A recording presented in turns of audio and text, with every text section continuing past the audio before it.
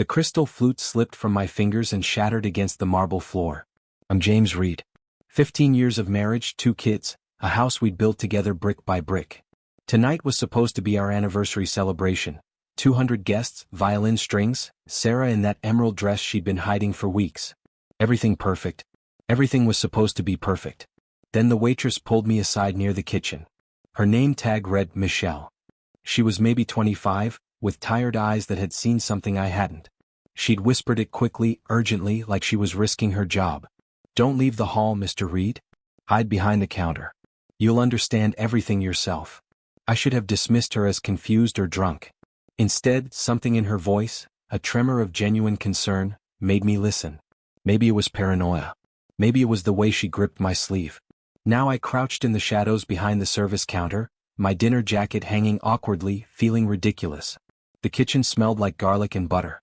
I could see through the narrow gap between 2 stacked trays into the private dining room where Sarah and her brother Marcus were having drinks before dinner was served. Marcus was laughing about something. Sarah's voice came next, softer than usual. Then everything I thought I knew about my life began to crack like that fallen crystal. Sarah's laugh was different when Marcus wasn't watching the room. He still doesn't know, she said, and I felt my stomach drop. James has no idea about any of it. Marcus clinked his glass against hers. 5 years, Sarah. 5 years you've been doing this. The man's an idiot if he hasn't figured it out. I pressed myself harder against the counter, my breathing shallow. My hands were shaking, actually trembling like I was sick. 5 years. That math didn't add up to anything good. Our youngest was 4. Our oldest was 7. We'd been happy the entire time. He's not an idiot, Sarah said, and there was something almost protective in her tone that made it worse. He's just distracted. Always working, always stressed about the firm. He doesn't notice things. The irony, Marcus laughed, is that he thinks you're the one who's emotionally unavailable. There it was. A detail so specific, so private that it hit like a fist. I'd mentioned that exact phrase to my therapist 3 months ago. Sarah wasn't supposed to know that. I'd been careful. I'd been discreet. But somehow she knew what I was feeling, what I was thinking, what I was telling a stranger in confidence. The pieces started assembling themselves in the dark kitchen behind me. Not yet a full picture. Not yet something I could name or understand. But a shape. A terrible, undeniable shape. Sarah set down her glass. When this is over, she said quietly, he'll never see it coming. I almost broke cover. Almost stood up and demanded answers right there in the kitchen, like some desperate fool who'd reveal he'd been eavesdropping like a jealous teenager. But something stopped me. Maybe it was cowardice, maybe it was survival instinct. I needed to hear everything. I needed to understand what this was before I confronted her. Marcus leaned back in his chair. The lawyers are confident? Completely, Sarah said. They've been documenting everything for 18 months. His patterns, his habits, the nights he stays late at the office. The woman he's been seeing. My blood went cold. The woman he's been seeing. The affair I wasn't having. The phantom infidelity they'd constructed around me like a cage. He's going to lose the firm, Marcus continued, casual as discussing the weather. The partners are already nervous. Once the scandal hits. We don't need the scandal, Sarah interrupted. We just need reasonable doubt about his judgment. About his character. The custody agreement is already drafted. I get the house, the kids, 70% of his assets, and he gets supervised visitation. I felt my legs weaken. This wasn't a momentary betrayal. This was architecture. This was a blueprint for dismantling my entire existence, built by the woman I'd trusted completely. What about the waitress? Marcus asked. She's already been paid. She'll deny everything if he mentions it. The room tilted. They'd anticipated me. They'd planned for my discovery itself, neutralized it before I could even use it as a defense. Sarah stood up. Let's go back. He'll be wondering where I am. I stayed hidden for another 20 minutes after they left, my mind running calculations like a machine that wouldn't shut down. The wedding ring on my finger felt like evidence against me. Everything I'd built, the partnership at the firm, the reputation I'd cultivated, the life I'd structured around being reliable, predictable, trustworthy, had become a liability in their hands. But here's what they didn't account for. I'm good at patterns. It's why I made partner at 38. It's why clients trusted me with their most complicated cases. And right now, I was seeing the pattern of their plan with absolute clarity. Michelle, the waitress, approached me as I emerged from the kitchen, her eyes asking a silent question. I nodded once, a small acknowledgement. She'd risked something by warning me. I'd remember that. Throughout dinner, I watched Sarah with new eyes. The way she touched my arm. The way she laughed at my jokes. The performance was flawless because she'd been rehearsing it for 18 months. I watched Marcus too, the slight satisfaction in his expression, the way he kept checking his phone like someone was feeding him updates. I ate my food. I smiled. I was cordial to the guests who came by to congratulate us.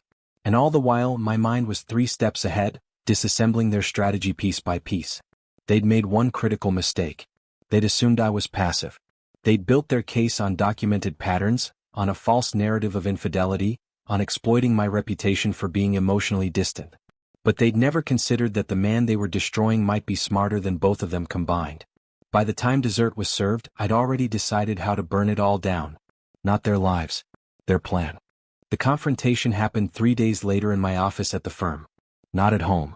Not in front of the kids. Here, on neutral ground where I controlled every variable. Sarah arrived at 2 p.m., confused about why I'd asked her to meet me. She was wearing that same composed expression, the mask of the devoted wife. I let her sit across from my desk for a full minute without speaking, just watching her confidence start to fracture. I know, I said finally. Her face didn't change. That was almost impressive. Know what? Everything. The lawyers. The documented affair you've been fabricating. The custody strategy. Marcus feeding you information. The plan to present me as an unstable, unfaithful partner unfit for unsupervised access to our children. I watched her calculate. Watched her decide whether to deny or pivot. She chose wrong. James, you're being paranoid. Stop. My voice was quiet. Controlled. That's the thing about real power, it doesn't need volume. I've already retained forensic accountants. I've already had my communications reviewed by independent IT specialists who found nothing because there is nothing. And I've already documented every single one of your meetings with those lawyers, every phone call with Marcus, every fabricated piece of evidence. She stood up. That's when I knew I'd won. You can't prove. I can prove everything. But I'm not going to. I leaned back in my chair, letting the silence settle. Here's what's going to happen. You're going to withdraw the custody petition. You're going to tell your lawyers the case is over. And you're going to decide whether you want a divorce or whether you want to actually try to fix this marriage. Her hands were shaking now. If you choose the first option, we'll do it cleanly. 50-50 custody, equitable asset division. No scandal. No exposure. If you choose the second, we get counseling. And if I don't comply? She whispered it. I smiled then. Not kindly. Then I destroy you both. The destruction wouldn't be violent or crude. It would be surgical. I'd already prepared the evidence package, 18 months of Sarah's communications with the lawyers, including the emails where she explicitly discussed fabricating the infidelity narrative. I had Marcus's text messages where he discussed timing and maximum leverage. I had the retainer agreements showing exactly how much money they'd spent building this house of cards against me. But I also had something more valuable. I had the truth about why Sarah wanted out. The forensic accountant had uncovered it buried in her personal finances. She'd been skimming money from our joint accounts for 2 years. Small amounts, careful amounts, funneled into an investment account registered under her maiden name. Not enough to trigger immediate suspicion. Just enough to build a nest egg for when she left.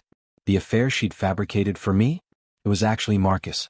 She was planning to leave with him, take the kids, take half my assets, and start a new life funded by stolen money from our marriage. That was the leverage I held in reserve. Not to use unless necessary. Just to exist like a loaded gun on the table that neither of us needed to fire. Sarah sat in our living room 3 days later, her lawyer present via video call. She looked diminished somehow. Smaller. The performance was over. I'm withdrawing the petition, she told her attorney, her voice hollow. Sarah, we should discuss. The lawyer started. No. We're done. Send the withdrawal to the court. Marcus had already lawyered up and disappeared from the narrative entirely. Survival instinct. He understood that the game was finished. I didn't gloat. I didn't even look satisfied. I just nodded and walked upstairs to check on the kids who were playing in their rooms, unaware that their world had almost shattered. The real work was just beginning. Revenge, I'd learned, isn't about destruction. It's about restoration. The marriage didn't survive. We both knew that the moment Sarah admitted the truth in her lawyer's office. But the divorce was handled with surgical precision. 50-50 custody. Fair asset division. No scorched earth. No public humiliation. I could have destroyed her, leaked the evidence to her family, her friends, her professional contacts. Instead, I chose something harder. I chose to be the better person, and I made sure she watched me do it. That's the real punishment for someone like Sarah. Not losing money or status. Losing the narrative. Losing the ability to position herself as a victim.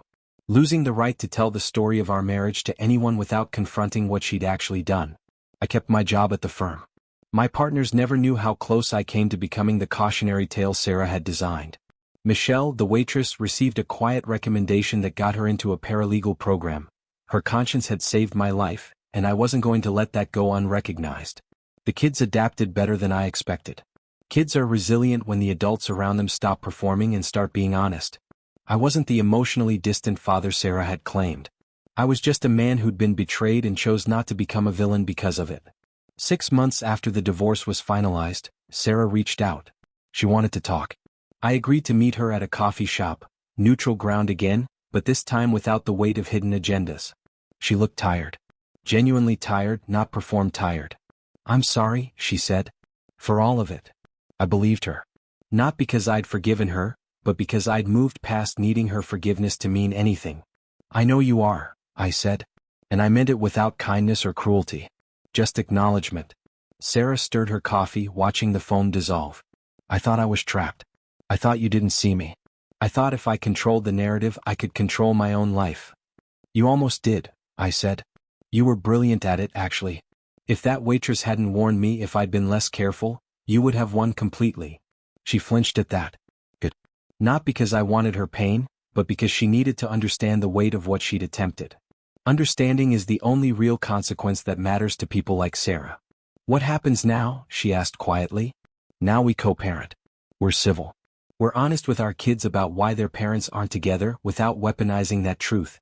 And you live with knowing that you tried to destroy a man who loved you, and he chose to let you walk away instead." That was the final move. Not the evidence I'd held in reserve. Not the legal documents or the forensic records. Just the simple, undeniable fact that I'd had the power to annihilate her and chose restraint instead. That knowledge would follow her forever, that James Reed could have but didn't. I stood to leave. She reached for my hand across the table, and I let her hold it for a moment. Not forgiveness. Not reconciliation. Just a brief acknowledgement of two people who'd once meant something to each other. Walking out of that coffee shop, I felt lighter than I had in months. Not because the pain was gone, but because I'd proven something to myself. That power isn't about revenge.